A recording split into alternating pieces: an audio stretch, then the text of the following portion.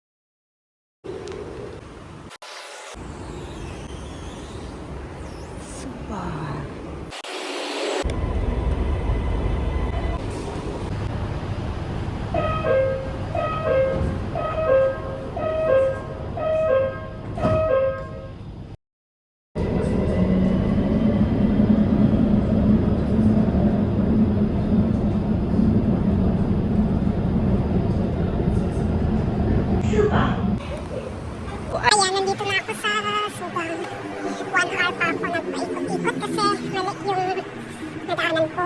So, pupunta ako sa isang mall. Tapos, na malapit sa park. So, ayan. Lalakad pa tayo. Oh my gosh, hindi ko alam kung tama tong dinaanan ko. Sabi niya maglakad daw ako ng konti. Oh, aha! Nakita ko na! Nakita ko na. Sa bababa lang pala ng Subang. Tapos maglalakad. So last time, na ano ako, na penalty ako dun sa train. Penalty ako ng 10 ringgit. Kasi, nag-tap ako doon sa ano, dun sa exit. Tapos hindi ako nag-exit kasi, i-check ko lang yung balance ko. Kung magkano, pagkatapos kong nag-tap up. Tapos nung pauwi na ako, hindi ako makalabas. Tapos sinek ng babae. Yun, na penalty ako.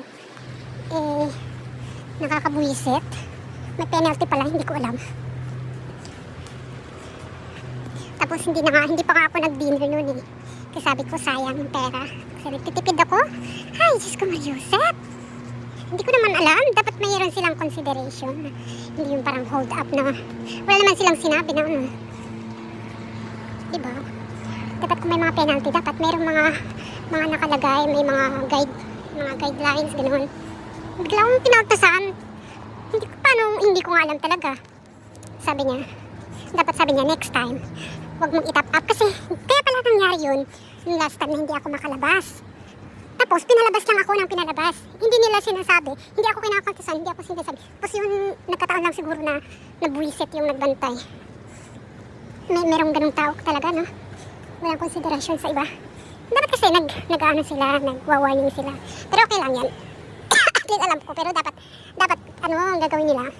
Magbigay muna sila ng warning, di ba? Magbigay sila ng warning, and then the next time, alam mo na, kung ginawa mo ng ginawa, di at least acceptable na ikaw yung may kasalanan. Pero nandito na ako, so punta ko ng Paradigm Mall. Hindi ko alam kung saan yung mas magandang daanan. Dito ba o dito? Medyo hindi ako comfortable kasi last time dito bumibili yung amo ko. Bumibili ng chicken. Parang hindi ako comfortable, baka mamaya nandiyan siya. May pagkaganyan kasi siya eh. Sa bahay, naglilinis ka, tapos biglang dumungaw na akala mo may sinususpect. Parang sinususpect saan na meron akong ginagawang kababalaghan. Nakakairita. Kaya minsan hindi ako comfortable sa kanya pagka ano, alam mo yan?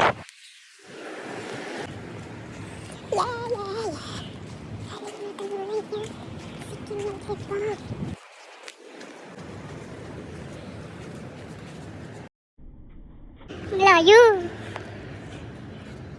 Masyadong hassle. 1 hour na ako naglalakad.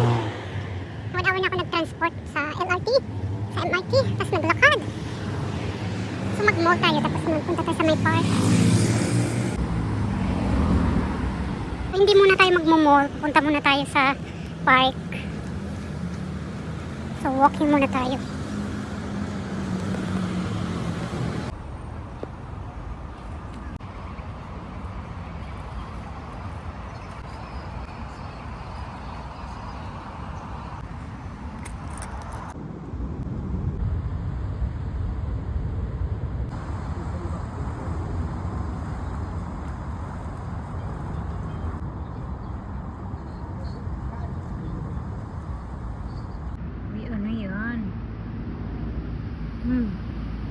What is that?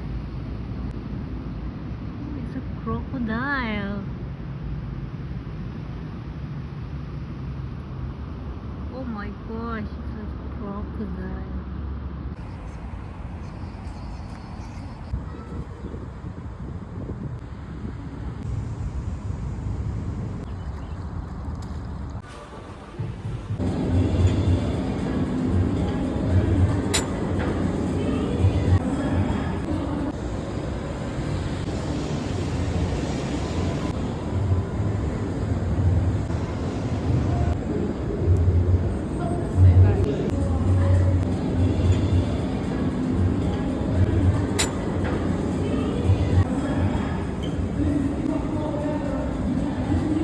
Ikaw ay menstruation ay huwag kang magpuyat sapagkat nakakaapekto ito sa iyong hormone.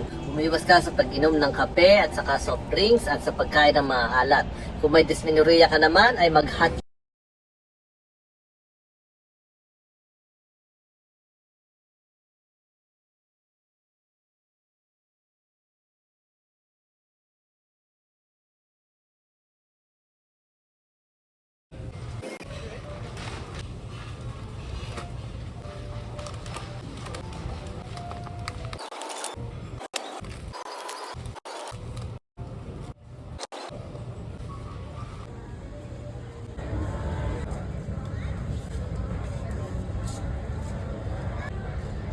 Compare natin yung fragrance and titingnan mo siya, wala siyang aluminum, tapos kasi ito mas mahal siya, kaya ayan, nakapaniwala.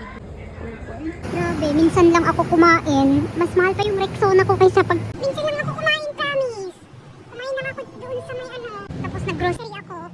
92 na. Tapos nag-grocery ako. Tapos napunta ako ng Watsons.